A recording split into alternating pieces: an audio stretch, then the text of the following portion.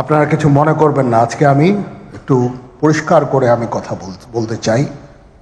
আপনাদের সবার হয়তো ভালো নাও লাগতে পারে, কিন্তু বিশ্বাস করেন, আমার এটা যদি আপনারা গ্রহণ করেন, আপনারা লাভবান হবেন, কোনো ক্ষতি হবে না দেশের। আমার অন্য কোনো আকাঙ্ক্ষা নাই। আমার একটাই আকাঙ্ক্ষা, দেশ এবং জাতিটাকে একটা সুন্দর জায়গায় রেখে ছুটি করা। I had enough. Was last 7-8 months I had enough. আমি চাই দেশ এবং জাতিকে একটা সুন্দর জায়গায় রেখে আমরা সেনানিবাসে ফেরত আসব।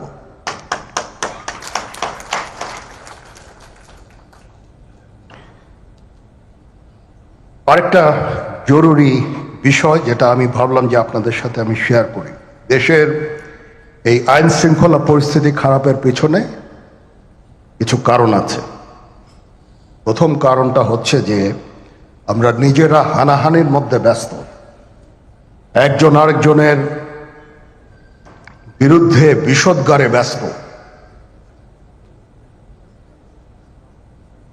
এটা একটা চমৎকার সুযোগ অপরাধীদের জন্য। যেহেতু আমরা একটা অরাজক পরিস্থিতির মধ্যে বিরাজ করছি, তারা খুব ভালোভাবেই জানে যে এই সময়ে যদি এই সমস্ত অপরাধ করা যায় তাহলে এখান থেকে পরিত্রাণ পাওয়া সম্ভব। সেই কারণে এই অপরাধগুলো হচ্ছে। আমরা যদি সংগঠিত থাকি, একত্রিত থাকি, তাহলে অবশ্যই এটা সম্মিলিতভাবে মোকাবেলা করা সম্ভব হবে। Police, RAB, BGB, TGFI, NSI এগুলো দেশের জন্য অত্যন্ত গুরুত্বপূর্ণ কাজ করেছে অতীতে। খারাপ কাজের সাথে অসংখ্য ভালো কাজ করেছে।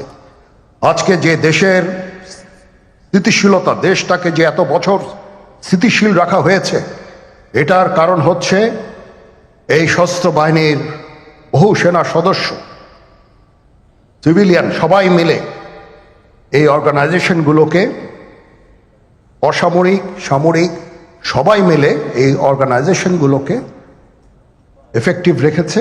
সেই জন্য আজকে সুন্দর, এতদিন ধরে আমরা একটা সুন্দর পরিবেশ পেয়েছি। এর মধ্যে যারা কাজ করেছে, যদি অপরাধ করে থাকে সেটা শাস্তি হবে, অবশ্যই শাস্তি হতে হবে, না হলে এই জিনিস আবার ঘটবে। আমরা সেটাকে বন্ধ করতে চাই চিরতরে, কিন্তু তার আগে মনে রাখতে হবে আমরা এমনভাবে কাজটা করব এই সমস্ত অর্গানাইজেশনগুলো যেন আন্ডারমাইন না হয়। আজকে পুলিশ সদস্য কাজ করছে না, একটা বিশাল বড় কারণ হচ্ছে অনেকের বিরুদ্ধে মামলা, অনেকে জেলে। RAB, BGB, DGFI, NSI panicked. বিভিন্ন দোষারোপ, গুম, খুন ইত্যাদি তদন্ত চলছে। অবশ্যই তদন্ত হবে, দোষীদের বিচারের আওতায় আনতে হবে। এমনভাবে কাজটা করতে হবে যেন এই অর্গানাইজেশনগুলো আন্ডারমাইন না হয়। এই অর্গানাইজেশনগুলোকে যদি আন্ডারমাইন করে আপনারা মনে করেন যে দেশের শান্তি শৃঙ্খলা বিরাজ করবে, সবাই শান্তিতে থাকবেন, সেটা হবে না, সেটা সম্ভব না। আমি আপনাদের পরিষ্কার করে বলে দিচ্ছি, এই দেশের শান্তি শৃঙ্খলা রক্ষার দায়িত্ব খালি সেনাবাহিনীর না। 2 লক্ষ পুলিশ আছে, বিজিবি আছে, র্যাব আছে, আনসার বিডিপি আছে, আমার আছে হচ্ছে 30,000 সৈন্য। এদেরকে আমি এই যে একটা বিরাট ভয়েড, আমি এই 30,000 সৈন্য দিয়ে আমি কিভাবে এটা পূরণ করব? 30,000 থাকে, আবার 30,000 চলে যায় ক্যান্টনমেন্টে, আরো 30,000 আসে। এটা দিয়ে আমরা দিন রাত আমরা চেষ্টা করে যাচ্ছি। এখানে যে সমস্ত উচ্ছৃঙ্খল কাজ হয়েছে সেটা আমাদের নিজস্ব তৈরি, এটা আমাদের নিজস্ব ম্যানুফ্যাকচার, আমরা নিজস্ব এইগুলো তৈরি করেছি। এই বিপরীতমুখী কাজ করলে এসে কখনো শান্তি শৃঙ্খলা আসবে না, এই জিনিসটা আপনাদের মনে রাখতে হবে। ভিশনের ফুলঝুরি মেগা অফারে ফ্রিজ কিনলেই পাচ্ছেন 16 পিসের আকর্ষণীয় গিফট বক্স একদম ফ্রি। আজকে একটা বেদনা বিধুর দিবস 2009 সালের 25শে ফেব্রুয়ারি আমরা এই 57 জন চৌকস সেনা অফিসার এবং শুধু তাই নয়, আমাদের কিছু কিছু পরিবারবর্গর সদস্যদের আমরা হারিয়েছি।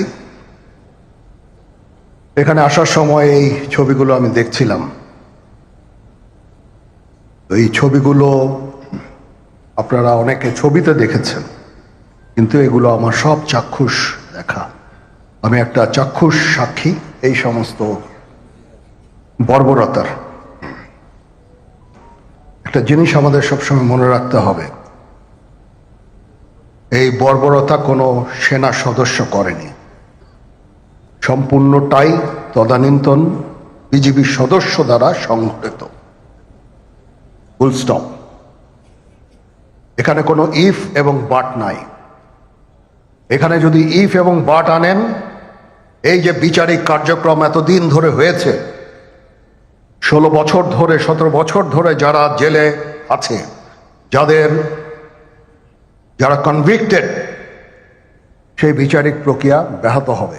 এই জিনিসটা আমাদের খুব পরিষ্কার করে মনে রাখা প্রয়োজন। এই বিচারিক প্রক্রিয়াকে নষ্ট করবেন না। যে সমস্ত সদস্য শাস্তি পেয়েছে তারা শাস্তি পাওয়ার যোগ্য। এখানে কোনো রাজনৈতিক নেতৃবৃন্দ এর মধ্যে উপস্থিত ছিল কিনা, ইনভলভ ছিল কিনা, বাইরের কোনো শক্তি এর মধ্যে ইনভলভ ছিল কিনা, সেটার জন্য কমিশন করা হয়েছে। কমিশনের চেয়ারম্যান এখানে আছেন, উনি এটা বের করবেন এবং আপনাদের জানাবেন। বটম লাইন হচ্ছে যে এই সমস্ত আমাদের এই চৌকস সেনা সদস্য যারা প্রাণ হারিয়েছেন, তারা প্রাণ হারিয়েছেন তদানীন্তন বিডিআর সদস্যদের গুলিতে। আমরা নিজেরা এই সমস্ত জিনিস নিয়ে অনেক ভিন্ন মত পোষণ করছি। কেউ কেউ এই জিনিসটাকে ভিন্ন খাতে প্রবাহিত করার চেষ্টা করছি। সেটা আমাদের জন্য মঙ্গলজনক হবে না। আজকে যদি আমার যে উপদেশ আমি কিছু দিয়ে যাব, সেটা যদি আপনারা গ্রহণ করেন, আপনারা লাভবান হবেন, আমি এটা আপনাদের নিশ্চিত করছি। আমরা নিজেরা ভেদাভেদ সৃষ্টি না করি, আমরা নিজেরা ইউনাইটেড থাকি। আমাদের মধ্যে যদি কোনো সমস্যা থেকে থাকে, কোনো ব্যত্যয় থেকে থাকে, কোনো গ্রিভান্সেস থেকে থাকে, সেটা আমরা আলোচনার মাধ্যমে সমাধান করব। এটার জন্য ডানে বায়ে দৌড়িয়ে কোনো লাভ হবে না, নিজের ক্ষতি ছাড়া কোনো লাভ হবে না। আমি আপনাদের এই জিনিসটা নিশ্চিত করে দিচ্ছি। কিছু কিছু সদস্যদের দাবি যে তারা 2009 সাল থেকে আজ পর্যন্ত বিভিন্ন শাস্তি পেয়েছেন। কেউ কেউ দায়ী করছেন যে তারা অযাচিতভাবে শাস্তি পেয়েছেন। সেটার জন্য আমি একটা বোর্ড করে দিয়েছি, একজন লেফটেন্যান্ট জেনারেল সেই বোর্ডের সদস্য। প্রথম ফেজে 51 জন সদস্যর ব্যাপারে আমার কাছে রিকমেন্ডেশন নিয়ে এসেছে। তার রিকমেন্ডেশনের অধিকাংশই আমি গ্রহণ করেছি এবং আরও বেশি আমি দিয়েছি। নেভি এয়ারফোর্সও তাদের এই কার্যক্রম চালিয়ে যাচ্ছে। আমার স্ট্যান্ড পয়েন্ট হচ্ছে, যদি কেউ অপরাধ করে থাকে সেটার জন্য কোনো ছাড় হবে না, বিন্দু মাত্র ছাড় নাই। আমি আপনাদের পরিষ্কার করে দিচ্ছি, it is a discipline force. Discipline ফোর্সকে ডিসিপ্লিন থাকতে দেন। আজকে এই যে দেশের ক্রান্তি লগ্নে সমস্ত বাহিনী, সমস্ত অর্গানাইজেশন বিপর্যস্ত হয়ে পড়েছে। খালি সেনাবাহিনী টিকে আছে, বিমান বাহিনী টিকে আছে, নৌবাহিনী টিকে আছে। কেন? Because of discipline. তারপরেও আমি আমার অফিসারকে আদেশ দিয়েছি, যদি সামান্যতম কোনো সন্দেহের অবকাশ থাকে, কোনো কার বিরুদ্ধে যেই অ্যাকশন না হয়েছে, অপরাধী কিনা যদি সামান্য কোনো সন্দেহের অবকাশ থাকে, সেটা তাদের ফেভারে যাবে। এটা হচ্ছে আমার ঢালাও নির্দেশ, সেই হিসাবে বিভিন্ন প্রস্তাব আমার কাছে এসেছে। কোনো কোনো প্রস্তাবে আমি আরো আমার নিজে থেকে যোগ করে আরো বেশি আমি দিয়েছি। এভাবে পর্যায়ক্রমে অফিসাররা অ্যাপিয়ার করবে, আসবে, এবং তাদের এই জিনিসগুলো আমরা দেখব। দেখে যদি মনে হয় যে তাদেরকে করার অবকাশ আছে কিছু, অবশ্যই আমরা করব। এটা ন্যায় নীতিতে আমরা প্রতিষ্ঠিত থাকব ইনশাআল্লাহ। আপনারা কিছু মনে করবেন না, আজকে আমি একটু পরিষ্কার করে আমি কথা বলতে চাই। আপনাদের সবার হয়তো ভালো নাও লাগতে পারে, কিন্তু বিশ্বাস করেন, আমার এটা যদি আপনারা গ্রহণ করেন, আপনারা লাভবান হবেন, কোনো ক্ষতি হবে না দেশের। আমার অন্য কোনো আকাঙ্ক্ষা নাই। আমার একটাই আকাঙ্ক্ষা, দেশ এবং জাতিটাকে একটা সুন্দর জায়গায় রেখে ছুটি করা। I had enough. Was last 7-8 months I had enough. আমি চাই দেশ এবং জাতিকে একটা সুন্দর জায়গায় রেখে আমরা সেনানিবাসে ফেরত আসব।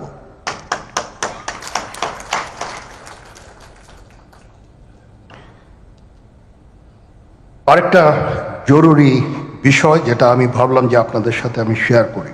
দেশের এই আইন শৃঙ্খলা পরিস্থিতি খারাপের পেছনে কিছু কারণ আছে। প্রথম কারণটা হচ্ছে যে আমরা নিজেরা হানাহানির মধ্যে ব্যস্ত, একজন আরেকজনের বিরুদ্ধে বিষোদ্গারে ব্যস্ত। এটা একটা চমৎকার সুযোগ অপরাধীদের জন্য। যেহেতু আমরা একটা অরাজক পরিস্থিতির মধ্যে বিরাজ করছি, তারা খুব ভালোভাবেই জানে যে এই সময়ে যদি এই সমস্ত অপরাধ করা যায় তাহলে এখান থেকে পরিত্রাণ পাওয়া সম্ভব। সেই কারণে এই অপরাধগুলো হচ্ছে। আমরা যদি সংগঠিত থাকি, একত্রিত থাকি, তাহলে অবশ্যই এটা সম্মিলিতভাবে মোকাবেলা করা সম্ভব হবে। Police, RAB, BGB, TGFI, NSI এগুলো দেশের জন্য অত্যন্ত গুরুত্বপূর্ণ কাজ করেছে অতীতে। খারাপ কাজের সাথে অসংখ্য ভালো কাজ করেছে। আজকে যে দেশের স্থিতিশীলতা, দেশটাকে যে এত বছর স্থিতিশীল রাখা হয়েছে, এটার কারণ হচ্ছে এই সশস্ত্র বাহিনীর বহু সেনা সদস্য, সিভিলিয়ান সবাই মিলে এই অর্গানাইজেশনগুলোকে, অসামরিক, সামরিক সবাই মিলে এই অর্গানাইজেশনগুলোকে এফেক্টিভ রেখেছে। সেই জন্য আজকে সুন্দর, এতদিন ধরে আমরা একটা সুন্দর পরিবেশ পেয়েছি। এর মধ্যে যারা কাজ করেছে, যদি অপরাধ করে থাকে সেটা শাস্তি হবে, অবশ্যই শাস্তি হতে হবে, না হলে এই জিনিস আবার ঘটবে। আমরা সেটাকে বন্ধ করতে চাই চিরতরে, কিন্তু তার আগে মনে রাখতে হবে আমরা এমনভাবে কাজটা করব এই সমস্ত অর্গানাইজেশনগুলো যেন আন্ডারমাইন না হয়। আজকে পুলিশ সদস্য কাজ করছে না, এটা বিশাল বড় কারণ হচ্ছে অনেকের বিরুদ্ধে মামলা, অনেকে জেলে। RAB, BGB, DGFI, NSI panicked. বিভিন্ন দোষারোপ, গুম, খুন ইত্যাদি তদন্ত চলছে। অবশ্যই তদন্ত হবে, দোষীদের বিচারের আওতায় আনতে হবে। এমনভাবে কাজটা করতে হবে যেন এই অর্গানাইজেশনগুলো আন্ডারমাইন না হয়। এই অর্গানাইজেশনগুলোকে যদি আন্ডারমাইন করে আপনারা মনে করেন যে দেশের শান্তি শৃঙ্খলা বিরাজ করবে, সবাই শান্তিতে থাকবেন, সেটা হবে না, সেটা সম্ভব না। আমি আপনাদের পরিষ্কার করে বলে দিচ্ছি, এই দেশের শান্তি শৃঙ্খলা রক্ষার দায়িত্ব খালি সেনাবাহিনীর না।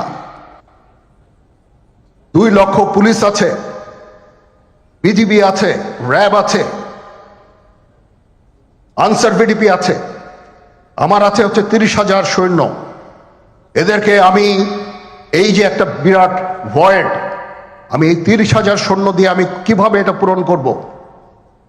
30,000 থাকে, আবার 30,000 চলে যায় ক্যান্টনমেন্টে, আরো 30,000 আসে। এটা দিয়ে আমরা দিন রাত আমরা চেষ্টা করে যাচ্ছি। এখানে যে সমস্ত উচ্ছৃঙ্খল কাজ হয়েছে সেটা আমাদের নিজস্ব তৈরি, এটা আমাদের নিজস্ব ম্যানুফ্যাকচার, আমরা নিজস্ব এইগুলো তৈরি করেছি। এই বিপরীতমুখী কাজ করলে এসে কখনো শান্তি শৃঙ্খলা আসবে না, এই জিনিসটা আপনাদের মনে রাখতে হবে।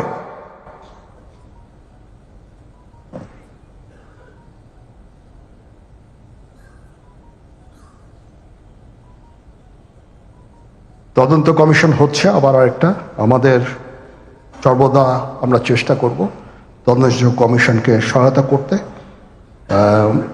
যে ধরনের সাহায্য সহযোগিতার প্রয়োজন হয় আমরা করব।